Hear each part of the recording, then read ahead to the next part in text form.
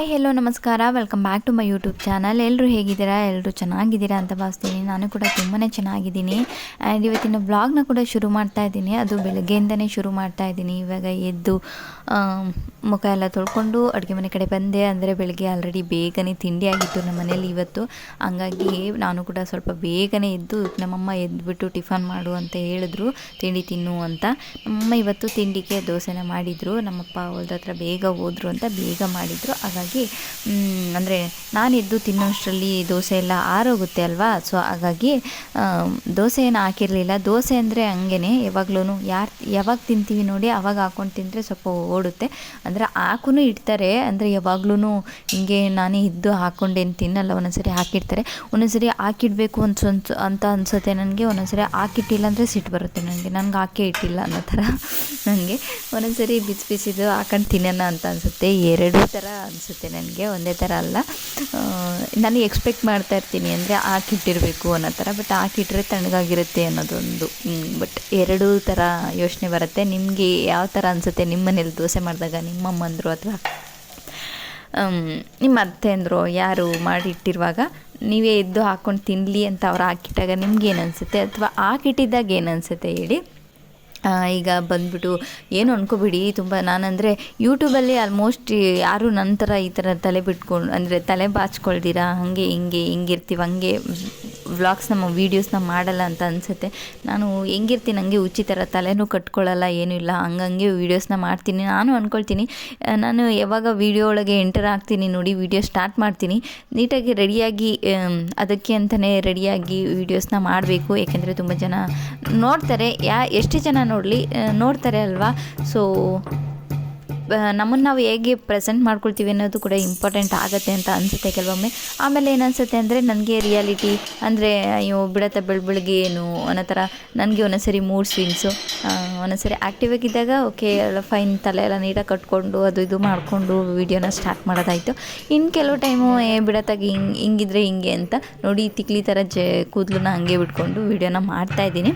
I hope ನನಗೆ ಏನಂದರೆ ರಿಯಾಲಿಟಿನ accept ಮಾಡಬೇಕು. ಅಂದರೆ ನನಗೆ ನಾನು ಹೇಗಿರ್ತೀನಿ ಹಾಗೆ ಅಕ್ಸೆಪ್ಟ್ ಮಾಡೋರು ನನಗೆ ತುಂಬ ಇಷ್ಟ ಆಗ್ತಾರೆ. ಹಾಗಾಗಿ ಹಾಗೆ ಇರ್ತೀನಿ ನಾನು ಅನ್ನೋ ಥರ ಮಾಡ್ತೀನಿ. ಅಂದರೆ ಎಲ್ಲ ಟೈಮಲ್ಲೂ ಹಾಗೆ ಇರಬೇಕು ಇರೋದು ಒಳ್ಳೆಯದಲ್ಲ. ನಮ್ಮನ್ನು ನಾವು ಹೇಗೆ ಪ್ರೆಸೆಂಟ್ ಮಾಡ್ಕೊಳ್ತೀವಿ ಅನ್ನೋದು ಕೂಡ ತುಂಬಾ ಇಂಪಾರ್ಟೆಂಟ್ ಆಗುತ್ತೆ, ಅದು ಈ ಸೋಷಿಯಲ್ ಮೀಡಿಯಾದಲ್ಲಿ. ಹೌದು, ನಾನು ಕೂಡ ಅದನ್ನೆಲ್ಲ ಸ್ವಲ್ಪ ಕಲಿಬೇಕು. ಈಗ ಬೆಳಗ್ಗೆ ದೋಸೆ ಹಾಕ್ಕೊಂಡು ಚಟ್ನಿ ಮಾಡಿದರು, ಈಸಿ ಬ್ರೇಕ್ಫಾಸ್ಟ್, ಈಸಿ ತಿಂಡಿ ಇವತ್ತು. ಹಾಗಾಗಿ ಅದೆಲ್ಲ ತಿಂಡಿ ಎಲ್ಲ ತಿಂದ್ಕೊಂಡಾದ್ಮೇಲೆ ಇವತ್ತು ನಮ್ಮ ಮನೇಲಿ ಸ್ವಲ್ಪ ಒಂದಷ್ಟು ಬೆಣ್ಣೆನ ಕೂಡಿಟ್ಟಿದ್ರು. ನಮ್ಮಮ್ಮ ಡೈಲಿ ಮನೆಯಲ್ಲೇ ಹಾಲು ಹಾಕಿಸ್ಕೊಳ್ತೀವಲ್ಲ ಅದರಲ್ಲೇ ತೆಗೆದು ಬೆಣ್ಣೆನ ಮಾಡಿಟ್ಟಿದ್ರು. ಸೊ ಅದನ್ನು ಇವತ್ತು ತುಪ್ಪ ಕಾಯಿಸೋಣ ಅಂತ ಕಾಯಿಸ್ತಾಯಿದ್ರು. ತುಪ್ಪದ ರೆಸಿಪಿ ಕೂಡ ತೋರಿಸಿದ್ದೀನಿ ಅಲ್ವಾ. ಸೊ ಈ ಥರನೇ ನಮ್ಮ ಮನೇಲಿ ಮಾಡೋದು, ತುಂಬ ಚೆನ್ನಾಗಿ ಬರುತ್ತೆ ನಮ್ಮ ಮನೇಲಿ. ಅಂದರೆ ನಮ್ಮಮ್ಮ ಕಾಯಿಸ್ತಾರಲ್ಲ ಅರಳಾಗಿ ಚೆನ್ನಾಗಿ ಬರುತ್ತೆ, ಮರಳು ತುಪ್ಪ ಅಂತಾರಲ್ಲ ಆ ಥರ ಚೆನ್ನಾಗಿ ಬರುತ್ತೆ. ಸೊ ಅದೆಲ್ಲ ತುಪ್ಪ ಕಾಯಿಸಿದ್ದೆಲ್ಲ ಆಯಿತು. ಅದಾದಮೇಲೆ ನನಗೆ ಕೆಲವೊಂದು ಸರಿ ಮಧ್ಯಾಹ್ನ ಜಾಸ್ತಿ, ನನಗೆ ಬೆಳಗ್ಗೆ ಹೇಗೋ ಟಿಫನ್ನು ಊಟ ಏನೋ ಮಾಡಿಬಿಡ್ತೀನಿ. ಮಧ್ಯಾಹ್ನ ಹೊತ್ತಿರುತ್ತಲ್ಲ ನನಗೆ ಖಾಲಿ ರೈಸು ಅನ್ನ ಸಾಂಬಾರು ತಿನ್ನಬೇಕು ಅಂದರೆ ನನಗೆ ಹೆಂಗೆ ಅನಿಸುತ್ತೆ ಅಂದರೆ ಅಯ್ಯೋ ತಿನ್ನಬೇಕಾ ಅಯ್ಯೋ ನಂಗೆ ಊಟನೇ ಬಿಟ್ಬಿಡ್ತೀನಿ. ಒಂದೊಂದ್ಸರಿ ಮರ್ತೋಗಿ ಒಂದೊಂದ್ಸರಿ 4 ಗಂಟೆಗೆ, ಇಲ್ಲಾಂದರೆ ತಿನ್ನೋದೇ ಇಲ್ಲ, ಸಂಜೆಗೆ ತಿಂತೀನಿ, ಈ ಥರ ಮಾಡ್ತೀನಿ. ಅಂದರೆ ಮಧ್ಯಾಹ್ನ ಅಂದರೆ ನನಗೆ ಏನಾರ ಬೇಕು ಸೈಡ್ಗೆ ಅನ್ನೋ ಥರ ಅನಿಸ್ಬಿಡುತ್ತೆ. ಹಾಗಾಗಿ ಇಷ್ಟು ದಿನ ಅಂತೂ ನಮ್ಮ ಮನೇಲಿ ಮೊಟ್ಟೆ ಅದು ಇದು ಏನು ಮಾಡ್ತಾ ಇರಲಿಲ್ಲ. ಹಾಗಾಗಿ ಅಂದರೆ ಪೂಜೆ ಮಾಡಿಸಿದ್ವಿ ಅಂತ ಇವಾಗ ಮಾಡ್ಬೋದು. ಹಾಗಾಗಿ ಆಮ್ಲೆಟ್ ಮಾಡೋಣ ಅಂತ ಮಾಡ್ತಾಯಿದ್ದೀನಿ. ಅಂದರೆ ಈ ಮೊಟ್ಟೆ ತಿನ್ನಬೇಕಾದ್ರೆ ರೆಗ್ಯುಲರಾಗಿ ಜಾಸ್ತಿ ಮಾಡ್ಕೊಂಡು ತಿಂತಾಯಿದ್ದೆ. ಬಟ್ ಆದರೆ ಇವಾಗ ತುಂಬ ದಿನಗಳ ಗ್ಯಾಪ್ ಆಯ್ತಲ್ಲ, ಹಂಗೇನು ನನಗೇನು ಅನಿಸ್ಲಿಲ್ಲ ಮಾಡಬೇಕು ತಿನ್ನಬೇಕು ಅಂತ. ಬಟ್ ಆದರೆ ಇವತ್ತು ಅನಿಸ್ತು. ಹಾಗಾಗಿ ಒಂದು 4 ಮೊಟ್ಟೆ ಹಾಕಿ ಆಮ್ಲೆಟ್ ಮಾಡೋಣ ಅಂತ ಆಮ್ಲೆಟ್ ಮಾಡ್ತಾಯಿದ್ದೀನಿ. ಏನಿಲ್ಲ, ಸಿಂಪಲಾಗಷ್ಟೇ ನಾನು ಮಾಡೋದು. ಈರುಳ್ಳಿ, ಕೊತ್ತಂಬರಿ ಸೊಪ್ಪು, ಹಸಿಮೆಣ್ಸಿನ್ಕಾಯಿ, ಖಾರದ ಪುಡಿ ಹಾಕೊಳ್ಳೋದಾದರೆ ಖಾರದ ಪುಡಿ, ಉಪ್ಪು ಹಾಕ್ಕೊಂಡು ಸ್ವಲ್ಪ ಹಾಲು ಹಾಕ್ಕೊಂಡು ಮಿಕ್ಸ್ ಮಾಡೋದ್ರಿಂದ ಕೂಡ ಚೆನ್ನಾಗಿ ಪಫಿಯಾಗಿ ಬರುತ್ತೆ. ಅದನ್ನು ಚೆನ್ನಾಗಿ ಮಿಕ್ಸ್ ಮಾಡೋದ್ರಿಂದ ಪಫಿನೆಸ್ ಬರುತ್ತೆ. ಅಂದರೆ ತುಂಬ ಚೆನ್ನಾಗಿ ಪಫಿಯಾಗಿ ಬರಬೇಕಂದ್ರೆ ಚೆನ್ನಾಗಿ ಮಿಕ್ಸ್ ಮಾಡಬೇಕು ಅದನ್ನು.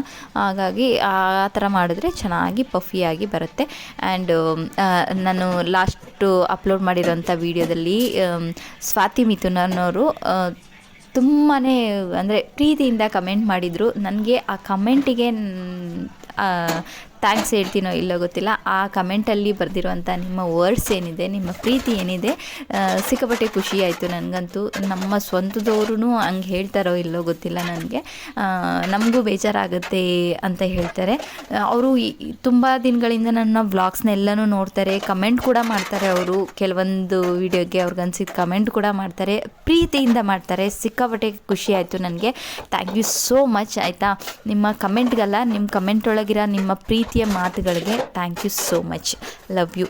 ಸೊ ಆಮ್ಲೆಟ್ ಎಲ್ಲ ಹಾಕ್ಕೊಂಡು ಊಟ ಎಲ್ಲ ಮಾಡಿಕೊಂಡು ಈಗ ಅಡುಗೆ ಮನೆನ ಕ್ಲೀನ್ ಮಾಡ್ತಾಯಿದ್ದೀನಿ. ಮೊಟ್ಟೆ ಐಟಮ್ ಮಾಡಿದ್ರೆ ಎಕ್ಸ್ಪೆಷಲಿ ಆಮ್ಲೆಟು ಇಲ್ಲಾಂದರೆ ಮೊಟ್ಟೆ ಪಲ್ಯ ಮಾಡಿದ್ರೆ ಇಷ್ಟು ಕೆಟ್ಟು ಸ್ಮೆಲ್ ಬರುತ್ತೆ ಅಂದರೆ ಪಾತ್ರೆ ಅಥವಾ ಅಲ್ಲಿ ಏನಾದರೂ ಒಂಚೂರು ಮೊಟ್ಟೆದೇನಾದರೂ ನಾವು ಚೆಲ್ಲಿದ್ದೀವಿ ಅಂತಂದರೆ ನನಗೆ ಮೊಟ್ಟೆ ನಾವು ತಿಂತೀವ ಅಂತ ಅನಿಸುತ್ತೆ. ಅಷ್ಟು ಕೆಟ್ಟು ಸ್ಮೆಲ್. ನನಗಂತೂ ಆ ಸ್ಮೆಲ್ಲೇ ಆಗಲ್ಲ.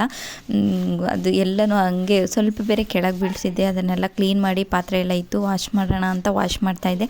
ತಿನ್ನಬೇಕಾದ್ರೆ ಏನು ಒಂದ್ಸಲ ಚೆನ್ನಾಗಿ ತಿಂತೀವಿ ಮೊಟ್ಟೆನೇ, ಆದರೆ ಆ ಸ್ಮೆಲ್ ಇರುತ್ತಲ್ಲ ಲಾಸ್ಟಲ್ಲಿ ಫುಲ್ ಗಲೀಜ್ ಥರ ಬರುತ್ತೆ. ಸೊ ಹಾಗಾಗಿ ನನಗೆ ಇಷ್ಟ ಆಗಲ್ಲ ಜಾಸ್ತಿ. ನಾನು ಏನಂದರೆ ಈ ಸ್ಮೆಲ್ ಬರುತ್ತೆ ಅಂತಲೇ ಕೆಲವೊಮ್ಮೆ ನಾನು ಮೊಟ್ಟೆನ ಬೇಯಿಸ್ಕೊಂಡು ತಿಂತೀನಿ. ಬೇಯಿಸಿ ತಿನ್ನೋದ್ರಿಂದ ಏನೂ ಪ್ರಾಬ್ಲಮ್ ಇರಲ್ಲ, ಆರಾಮಾಗಿ ಬೇಯಿಸಿ ಸುಲ್ದು ತಿಂದ್ಬಿಡ್ಬೋದು, ಸ್ಮೆಲ್ಲು ಗಿಲ್ಲು ಏನೂ ಬರಲ್ಲ. ಸೊ ಆದರೆ ಕೆಲವೊಂದು ಸರಿ ಆಮ್ಲೆಟ್ ಬೇಕು ಅಂದಾಗ ಈ ಥರ ಸ್ಮೆಲ್ ಬರುತ್ತೆ. Thank you for watching this video. Love you all.